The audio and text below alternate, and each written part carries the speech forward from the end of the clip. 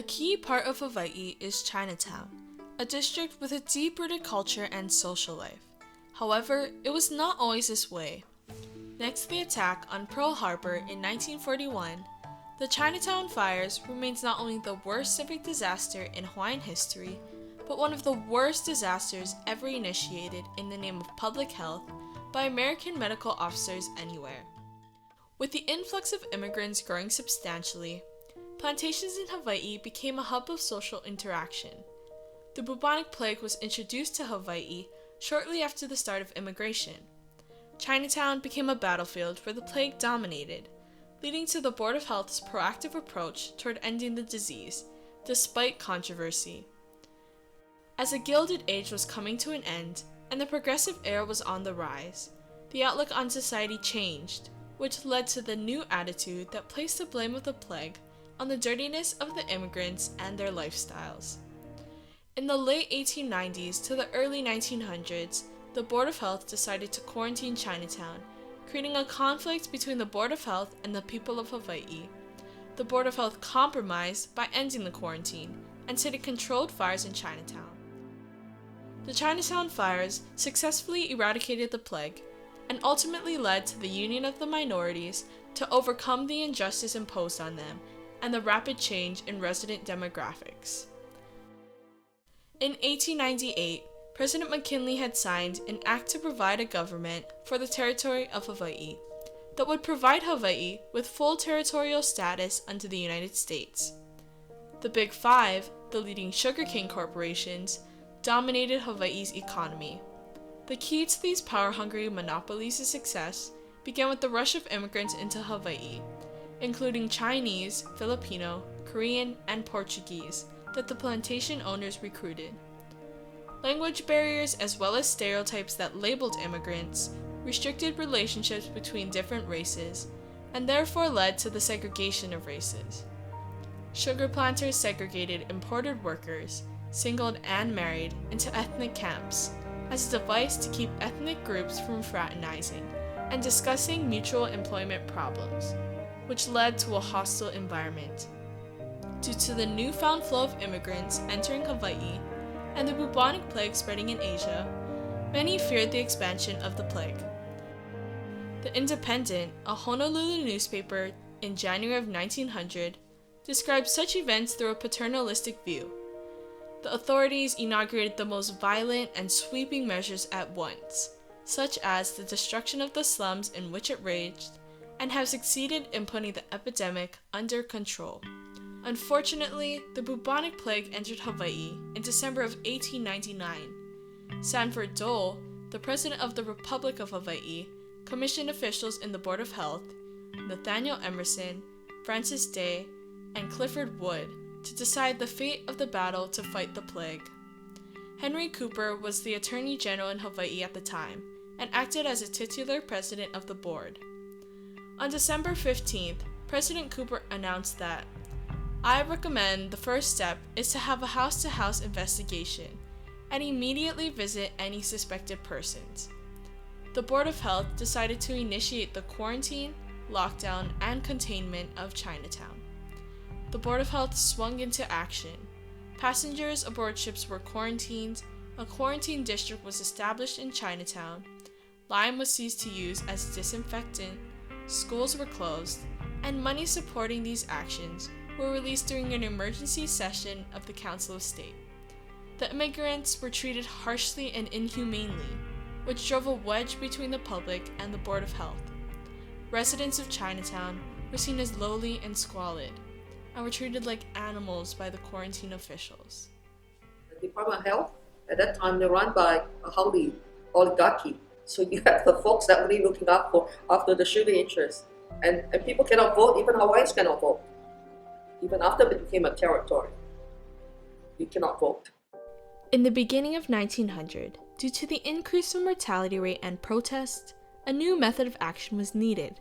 Coincidentally, the president of the board, Attorney General Cooper, chose to step down due to the overwhelming amount of work and responsibility. Meanwhile, in January of 1900, the Pacific Commercial Advertiser released that, "It is a sense for this meeting that it is a sound policy to remove to quarantine as rapidly as practicable the residents of Chinatown district, and to take any and every step, without limit, necessary to stamp out the plague, including the destruction of buildings and other property. Dr. Wood stepped up as president and inaugurated his plan to destroy Chinatown by fire, without regards for the residents that lived there. The Board of Health compromised by making the decision to set 41 controlled fires in the Chinatown district in order to combat the deadly disease. One of the initial fires was spread by accident, destroying more properties than the original intent. Although the situation was seen by the public as a chaotic solution, the decision made by the board was for the good of the people, at the cost of the Chinatown community. Contrary to belief, the Honolulu Star stated, although dozens died from the plague, the Great Chinatown Fires, including the one in 1886 that also leveled the area, apparently claimed no lives. The 1900 fire had a major impact on Chinatown's demographics. Many Chinese residents, made homeless by the fire, left and settled elsewhere. Their places of abode were made desolate and their belongings scattered about along the streets, or destroyed in the cruel conflagration. Both Chinese and Japanese businessmen suspected that their white competitors were taking advantage of these circumstances and were happily pushing their friends on the Citizens Sanitary Commission to implement the board's ostensibly medical policies that hurt Asian merchants. As Chinatown residents were being squeezed out of their homes, the interracial relationships that were created prevented their eviction from Chinatown. The experience that very powerfully impacted the lives of the people who lived in the city at that time, because it both helped and hindered race relations. For example, there was some unity in the face of the crisis that hadn't been there before. There were also some divisions, even in the resettlement camps. There was a lot of rebuilding to be done, so the face of the city changed. The willingness of Honolulu's Chinese and Japanese leaders to cooperate for mutually desirable goals grew. From their joint reparations protest and the Asian mass meeting emerged the Japanese-Chinese Federation.